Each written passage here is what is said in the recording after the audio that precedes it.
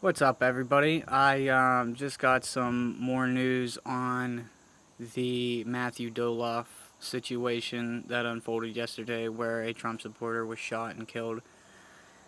So I did watch another couple videos, and I read a few more articles. Now, the articles aren't really saying too much. I suggest, if you want to learn about this situation for yourself, to really go to the usual people I point to, with the conservative media online.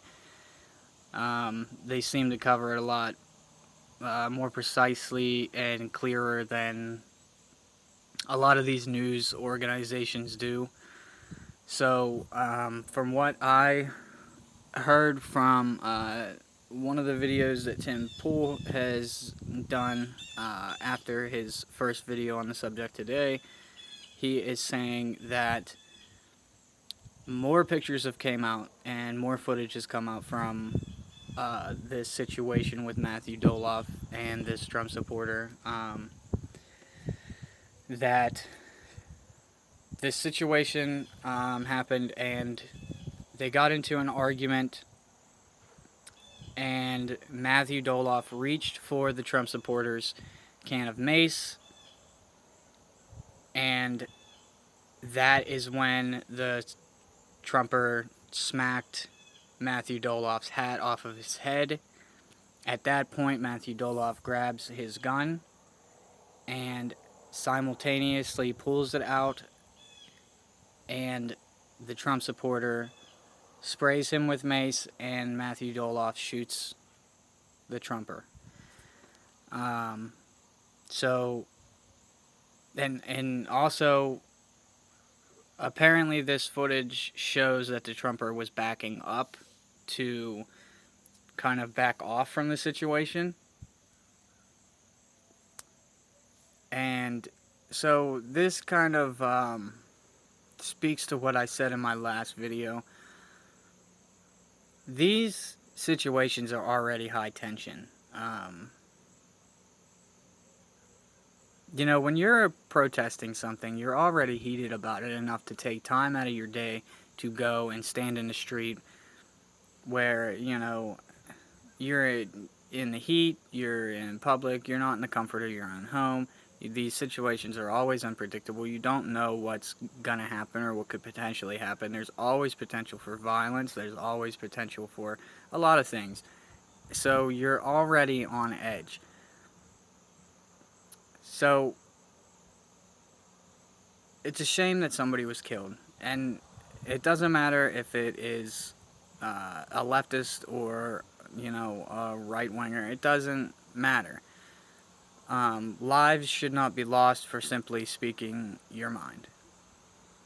Now, when you resort to violence immediately, look, you get what you put out in the world. When you're violent, you get violence, and it's just a shame. It's just a shame. But so that is what I have heard so far on that. Now, it might have been the same video that I had watched from Tim Pool, but I thought that this was funny, so I wanted to update you on that, and then also talk about this. There was a protest, I believe it was in Portland,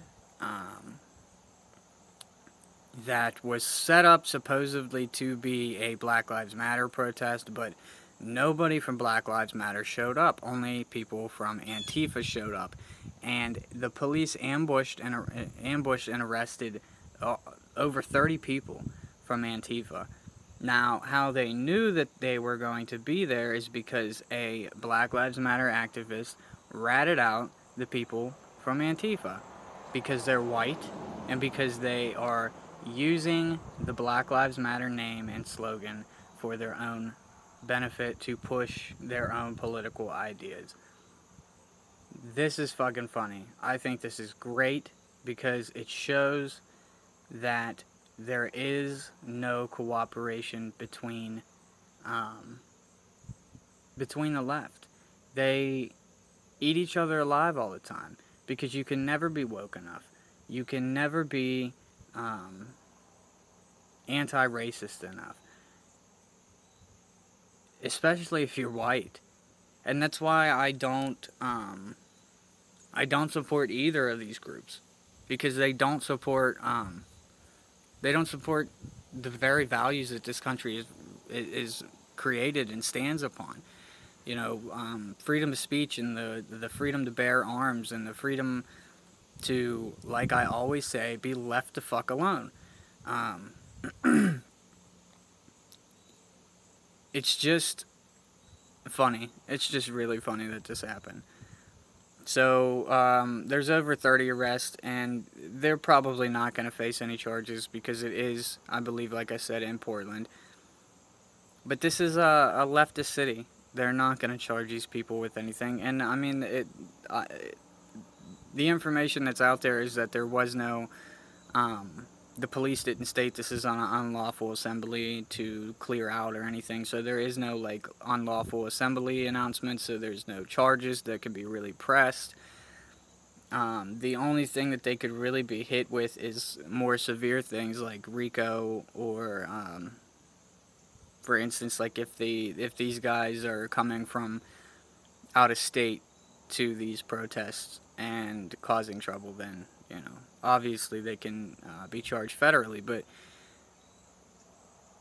it's up to the cities, the power within the city to do something, and we've been shown multiple times that that's not going to happen in places like, you know, Seattle or Portland or LA.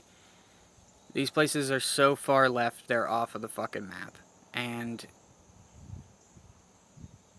you know, not everybody in these places feels this way. And that's why this is so wrong for elected officials to not prosecute these people. There is a lot of people in these cities that don't feel this way, that don't think defunding the police is a good idea. There's a lot of people in these cities that like the police, that like the way that America is. And whenever you have elected officials not listening to the voice of everybody that lives in that district or in that city or in that place, and you're ignoring a vast majority of people, you need to be taken from office. That position needs to be removed. You need to be removed from that position. So, I mean, I guess we'll see what happens, but I think we're going to start seeing a lot more of this, especially with the election coming up, because these people are just going to fall apart. There's no structure. There's no... they have no legs to stand on in a lot of ways. They're just out there causing trouble, and that's, you know, like I keep saying, that these kids, they're just stupid fucking kids that don't have any idea. They've been brainwashed by professors in their schools. They've been brainwashed since elementary school to believe that America is terrible, racist, and bigoted, and constantly holding people down for their color or their religion or their financial standing. It's just not true. And these are the things that they've been indoctrinated with over the years. So now they believe that they're fighting against something. They believe that they're doing something positive. But they're not. And that's not everybody that's doing this, obviously. I really believe that there is a lot of people that are in that situation that just are confused, and they're not necessarily old enough to have a grasp on the way life works and really is in America. But some of them are just fucking radicalized pieces of shit that, you know, they know what they're doing, and they, you know, they need to be prosecuted to the fullest extent. But the problem is how do you differentiate between one of the two? So, I don't know. It's a tough situation, guys, but I just wanted to talk about that real quick. I think, like I said, I think we're going to see a lot more of the left eating the left. with the election coming up and everything, it's starting to get so high strung and so full of tension that these people are going to fall apart under pressure. So, I mean, this is the 123rd day of riots. That's a long time. And, by the way, all of these people that were arrested, all of these Antifa people, were white. And, you know, I do think that Antifa has been cloaking its movement within the BLM, under the BLM cover for a long time. But I also think that BLM has been doing a lot of bad things and cloaking it as Antifa. So I think they're kind of playing on each other and against well, they're playing on each other, but now I think they're going to start playing against each other. And that's great. Eat each other alive. I'll sit back and watch. And maybe that'll cause America to chill the fuck out a little sooner than later. So, but yeah, hey, what are you gonna do, man? What are you gonna do? All you can do is vote better people into elected office. That's it. So, go out there and vote, and I'll catch you guys next time. You all have a great day. Thank you so much for watching. Please subscribe. It would really be great if you subscribe. Even if you don't agree with everything I say, just hit the subscribe button, man. Tell me why you don't agree. And I'm always open to dialogue. That's why I do this, is to talk to people. So, you know, thanks for watching, and I'll see you next time. Take care, guys.